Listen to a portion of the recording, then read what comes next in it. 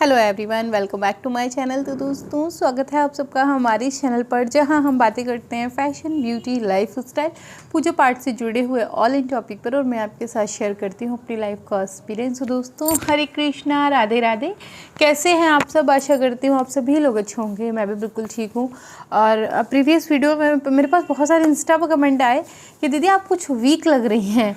तो ऐसा है क्या? ऐसा है नहीं, हो सकता आपको कपड़ों की वजह से ऐसा लग रहा हो।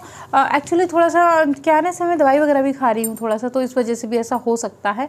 परसों मैं कल मैं अपने हस्बैंड को भी बात बोल रही थी, कुछ मुझे भी फील हो रहा है, लेकिन ऐसा भी नहीं है कि एकदम से ज़्यादा वीक नहीं हूँ। अच्छा, चूँकि इस समय क्या है ना, दिवाली की सफाई चल रही है और आप विश्वास नहीं करेंगे, तो मैंने दिवाली की सफाई नवरात्र से शुरू की हुई थी। अब भी, आज भी, मतलब इस वक्त भी उसी में ही उलझी हुई हूँ।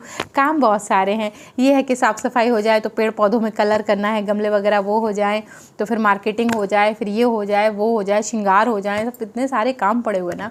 सो खुद एकदम से बसंत हो गई है तो वो है। चलिए दोस्तों, आज हम आपके साथ शेयर करते हैं। तो ये कुछ लाइफ अपडेट थी जो मैंने आपको अभी तुरंत शेयर की है।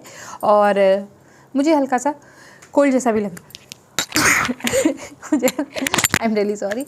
तो कोल्ड जैसा भी मुझे कल से फील हो रहा है, क्योंकि कल क्या हुआ, मैं रात में छत पे चली गई थी और कुछ सब्जियां वगैरह लगी, उनमें पानी वानी डाल ले, तो उस वजह से मुझे लग रहा है कुछ मुझे कोल्ड जैसा भी महसूस हो रहा है। चलिए हम करते हैं अपने वीडियो को स्टार्ट। और आज मैं आपको बताती हूँ धनतेरस की पूजा विधि। सबसे पहले कॉन्सेप्ट क्लियर कर दूँ कि धनतेरस पे हम माता लक्ष्मी जी की पूजा नहीं करते हैं। धनतेरस पर हम श्री धन्वंतरी जी की पूजा करते हैं। धन्वंतरी जी कौन है? धन्वंतरी जी समुद्र मंथन के समय हमें समुद्र से प्राप्त हुए थे और देवताओं के वैद्य कहे जाते हैं। ठीक, बहुत सारी जो है औषधियों का जो है हमें उनसे जो है वो मिल जाता है। आप चरक संहिता पढ़िए, उसमें बहुत सारी चीज़ें जो लिखी हुई हैं औषधियों से जुड़ी हुई, वो धन्वंतरी जी की ही है। तो धन्वंतरी जी एक तरीके से वैद्य हैं देवताओं के, और इनका पूजन जो है वो हम धनतेरस के दिन करते हैं, इसीलिए इसे धनतेरस भी कहते हैं। और धन्वंतरी जी का पूजन इस दिन होता है। क्या करें, आमतौर पर सभी घरों में धन्वंतरी जी का विग्रह नहीं होता है। आपके पास है तो बहुत अच्छी बात है। अगर किसी कारणवश आपके पास नहीं है तो आप धन्वंतरी जी की फ़ोटो ले लीजिएगा। आपको बहुत इजीली किसी भी पूजा की दुकान पर, या जो लोग फ़ोटो बेचते हैं ना, वो उसको क्या बोलते हैं यार, कुछ आइडिया है आपको? जिसके हम लोग फ़ोटो फ्रेम करवाने जाते हैं, वो जो अमीनाबाद में तस्वीर वाली गली है अमीनाबाद में, अगर कोई लखनऊ से है तो आपको वहाँ फ़ोटो मिल जाएगी। क्या बोलते हैं उनको, जो फ़ोटो बनाते हैं? अरे फोटो बनाने तमाम दुकानें हैं।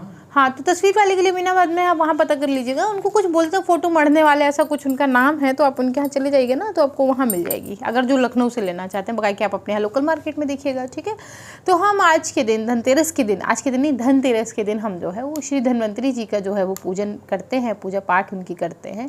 तो कैसे करना है वो मैं आपको बताऊँ। इस पूजा में विशेष 2 कलश रखे जाते हैं, एक धनिया कलश, एक समुद्र कलश। ठीक है, ये 2 कलश विशेष रखे जाते हैं। इस पूजा को प्रैक्टिकली अगर आप देखना चाहते हैं तो वीडियो ऑलमोस्ट चैनल पर अपलोड है।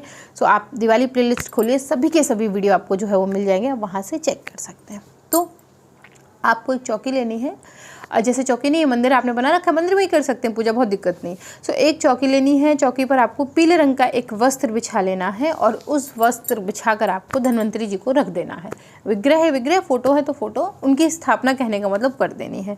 उनकी स्थापना करने के बाद आपको गणेश जी का आवाहन करना है। चाहे जो पूजा हो, गणेश आवाहन सर्वप्रथम होता है। गणेश जी का आवाहन करें, गणेश जी का पूजन करें, विधान से स्नान कराएं, लाल पुष्प चढ़ाएं, जनेऊ चढ़ाएं, कलावा चढ़ाएं, धूप दीपक दिखाएं, प्रसाद चढ़ाएं, अच्छत चढ़ाएं। सो गणेश पूजन मैंने सभी वीडियो में दिखाया, आप चेक करिएगा। तो गणेश जी का विधान से आप पूजन करें। गणेश जी का पूजन करने के बाद आप कलश की स्थापना करें। इस कलश में विशेष कुछ चीज़ें होंगी, जैसे कि लौंग, सुपारी, इलायची, पान का पत्ता तो हम लगाते ही हैं। इसके साथ साथ इसमें होंगी औषधियाँ, सर्व औषधि, नीम के पत्ते, बेलपत्र के आप जो है 11 या 13 पत्ते डाल सकते हैं अगर उपलब्ध हो जाते हैं। औषधियों से जुड़ी जो भी जड़ी बूटी आपने घर में लगा रखी है या कहीं मिल जाती है तो वो ज़रूर डालें।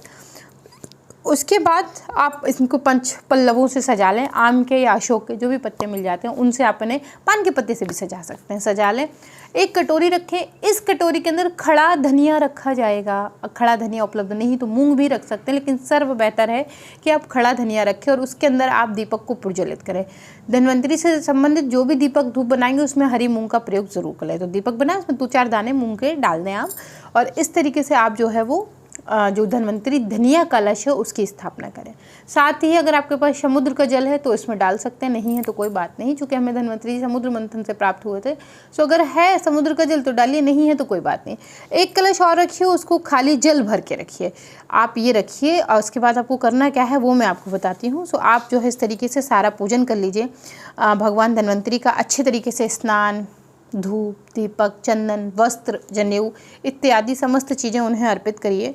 और एक जो है विशेष इस समय हम जो है भोग लगाते हैं धन्वंतरी जी को, वो होता है हरे धनिए का या फिर खड़े धनिए का या हरी मूंग का। आप चाहें तो हलवा बना के लगा सकते हैं, आप चाहें तो ऐसे ही मूंग हरी चढ़ा दीजिए, ये उनका भोग ही होता है। ठीक है, तो ये चढ़ाएं।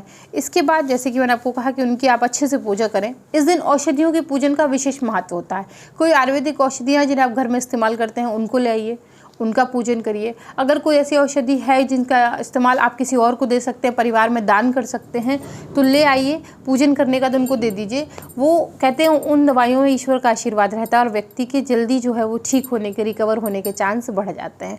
तो इस दिन औषधियों का पूजन ज़रूर होता है। हम लोग जो नया सामान लाते हैं उसकी पूजा भी इसी दिन करते हैं। वो चाहे आपके बर्तन हों, आपका जो भी सामान हो, वो आप इसी दिन ला के उसका पूजन अवश्य करें। तो आप उसको भी ला सकते हैं और पूजन जो है वो कर लें। दवाइयों को बांट दें जो परिवारजन में है। अब आप पूछेंगे दीजिए जो कलश पे धनिया रखा है कटोरी में, उसका क्या करना है? अगले दिन रूप चतुर्दशी वाले दिन हमें वो धनिया अपने राशन के धनिये में मिला देना है। प्रसाद के रूप में घर में सब ग्रहण करेंगे। जो कलश में जल भर के रखा है, अपने एक अलग से कलश रखेंगे, उसमें जल भर के रखेंगे, उसका छिड़काव कर सकते हैं, उसे स्वयं पी भी सकते हैं। औषधियाँ हैं, कुछ खुद के लिए ले लीजिए, कुछ परिवारजन में बांट दीजिए। बर्तन वगैरह लाएंगे, उनकी पूजा जो आप करेंगे उनको अपने घर में रख लीजिएगा। इस दिन विशेष और क्या होता है? इस दिन विशेष 13 दीपक बनते हैं। जैसे कि नाम से आप समझ रहे होंगे धनतेरस, तो इस दिन 13 दीपक बनते हैं। सो कुछ कैसे बनते हैं वो बताऊँ मैं आपको। जैसे कि 13 दीपक के बारे में विशेषता ये है कि पहला दीपक बनता है धन्वंतरी जी का। इसमें हम जो है हरी मूंग और थोड़ी सी धनिया और एक सिक्का डाल के धन्वंतरी जी की दीपक दिखाते हैं। ये हो गया आपका पहला दीपक। एक दीपक बनता है जो होता है माँ लक्ष्मी जी का। इसमें हल्का सा खील और 1 का सिक्का। ये जो 13 दीपक हैं, इन 13 दीपक में 1-1 रुपये का सिक्का डाला जाएगा।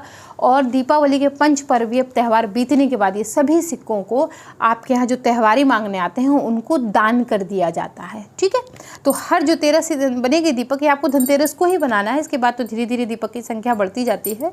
तो धनतेरस से 13 दीपक का विशेष महत्व होता है और ये शुरू होते हैं। तो पहला दीपक मैंने आपको बताया धन्वंतरी जी का। दूसरा दीपक होता है माँ लक्ष्मी जी का।